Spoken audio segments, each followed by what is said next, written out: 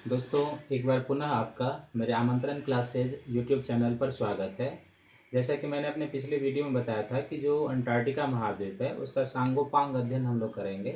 तो पिछले वीडियो में मैंने अंटार्कटिका महाद्वीप का आपको परिचय बताया था और दूसरा हमने अंटार्कटिका महाद्वीप का जो महत्व या विशेषता है उसको हम लोग आपको कई पॉइंट के माध्यम से बताया था।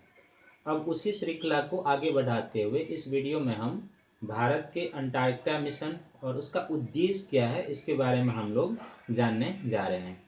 तो इस टॉपिक को भी हमने क्या किया है कि 3 पॉइंट के सहारे बांट दिया है और इसमें हम लोग ये जानने का प्रयास करेंगे। जो पहला पॉइंट होगा इसमें हम लोग भारत के अंटार्कटिका मिशन के परिचय के बारे में पढ़ेंगे। दूसरा, इस मिशन का महत्व और उद्देश्य क्या है वो, और तीसरा जो भारत में अंटार्कटिका का शोध केंद्र है उसके बारे में हम लोग जानने का प्रयास करेंगे। तो भारत का जो अंटार्कटिका मिशन है, इस मिशन की शुरुआत 1981 से हुई थी और भारत का जो पहला अंटार्कटिका अभियान दल है वो 1982 में पहुंचा था। ये जो भारत का अंटार्कटिका अभियान दल है या मिशन है, ये पृथ्वी विज्ञान मंत्रालय के अधीन राष्ट्रीय महासागरीय जो अनुसंधान केंद्र है उसके द्वारा संचालित किया जाता है।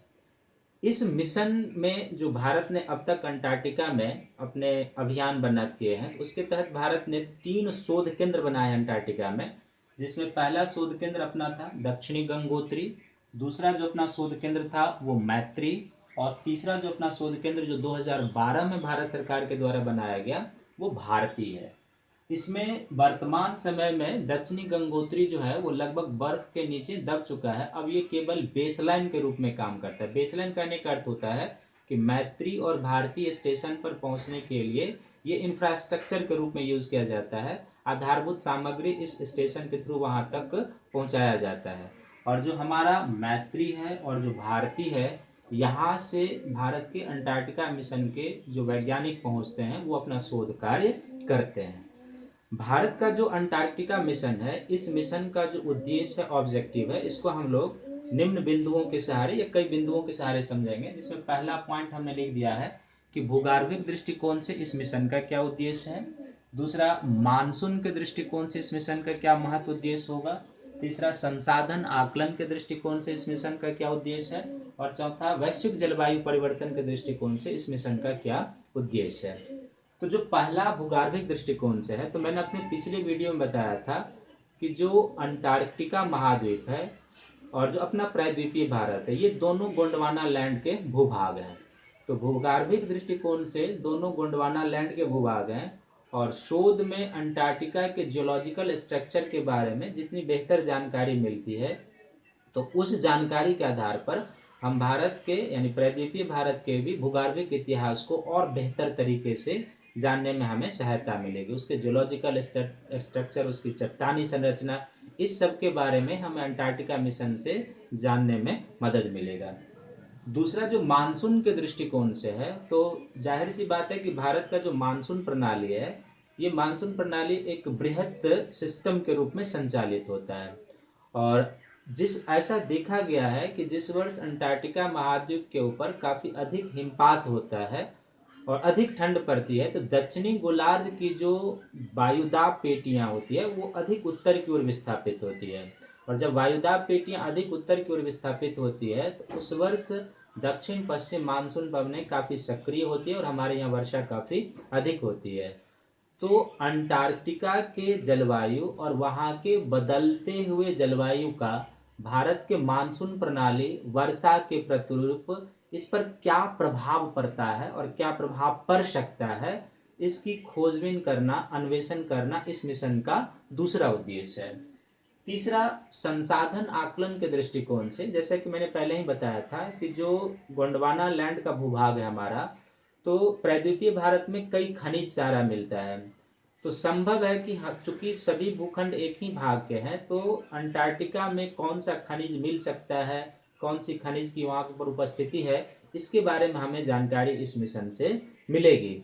जैसे कि पिछले वीडियो में भी मैंने बताया था कि अभी तक वैज्ञानिक ने अंटार्कटिका में उसके बर्फ के नीचे पेट्रोलियम और प्राकृतिक गैस के होने की पुष्टि की है और संभव है कि यहाँ पर कुछ नूडल्स खनिज भी उपस्थित हों।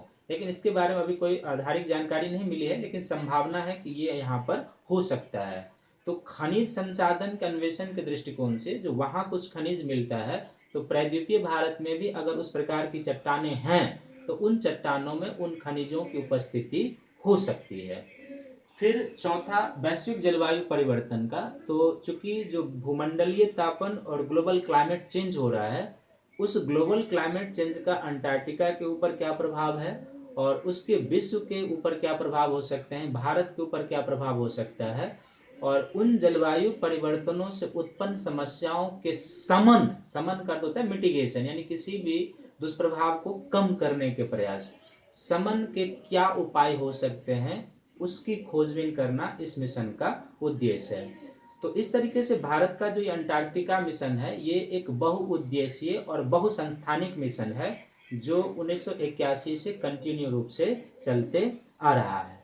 जाहिर सी बात है कि जो भारत है वो हिंद महासागर के शीर्ष पर अवस्थित है और हिंद महासागर का सीधे अंटार्कटिका महाद्वीप से जुड़ाव है, और भारत का जो अधिकांश व्यापार होता है वो हिंद महासागर से होता है। तो सामरिक दृष्टिकोण से भी यदि देखा जाए तो अंटार्कटिका महाद्वीप के ऊपर भारत की उपस्थिति, उनके शोध केंद्र का होना वैश्विक पृष्ठभूमि में भारत की स्थिति को मजबूत बनाता है। तो सामरिक नजरिए से वैसे अंटार्कटिका महाद्वीप का सामरिक दृष्टिकोण से यूज नहीं किया जा सकता है, लेकिन भारत यदि वहाँ उपस्थित है तो भारत के वैज्ञानिक शोध और उसके अनुसंधान को अवश्य बढ़ावा मिलेगा और इससे हमें लाभ मिल सकता है। तो इस टॉपिक में हम लोगों ने 3 बिंदु के सहारे, एक भारत के अंटार्कटिका मिशन का परिचय लिया है, दूसरा भारत का जो अंटार्कटिका में शोध केंद्र है उसके बारे में जाना है, और तीसरा जो भारत का अंटार्कटिका मिशन का उद्देश्य है उसके बारे में हमने जानने का प्रयास किया है। अगले वीडियो में हम अंटार्कटिक ओजोन डिप्लेशन और अंटार्कटिका का जो प्रशासन चलता है वो किस तरीके से चलता है, अंटार्कटिका का किस रूप में यूज किया जा सकता है, उस पर लेकर हम आएंगे। तब तक आप इस वीडियो को देखें, इससे लाभ उठाएं, अपने घरों में रहें और सुरक्षित रहें। धन्यवाद।